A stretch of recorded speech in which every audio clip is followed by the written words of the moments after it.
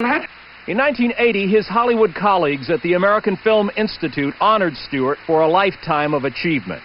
It's kind of like tying a happy ribbon around a wonderful lifetime that's blessed me by letting me get paid for the work I love to do. But acting was Jimmy Stewart's second love. He was devoted to his wife, Gloria. They were married for 44 years. After her death in 1994, Stewart's health deteriorated, and he spent most of his time in seclusion. Friends say he lost the will to live. Stewart on The Tonight Show in 1981, reading a poem he wrote about losing a dog named Bo. And I reach out my hand to stroke his hair, and he's not there. Oh, how I wish that wasn't so. I'll always love a dog named Bo. Today, Stewart's friend Johnny Carson said he was one of the nicest, most unassuming people I've ever met in my life. George Lewis, NBC News, Los Angeles. For what Jimmy Stewart meant to film, to his craft, to the generations of American movie audiences, we turn to veteran film critic Gene Siskel in his own words tonight. I don't believe that he's passed because the films endure. And what films they were. He made 75 films. Most of them are excellent. Some of them are legendary.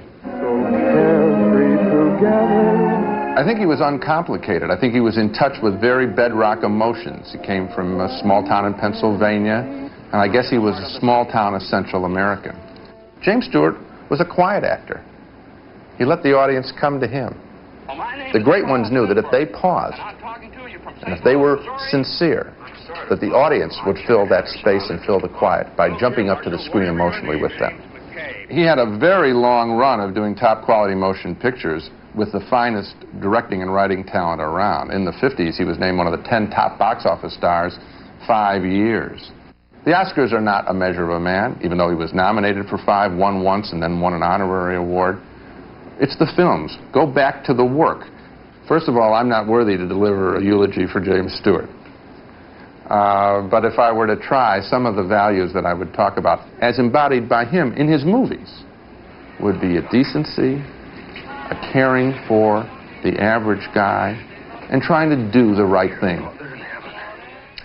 Hear, hear. Film critic Gene Siskel tonight in his own words. We'll have the rest of the day's news when we come back, and more on the death today of this Hollywood legend.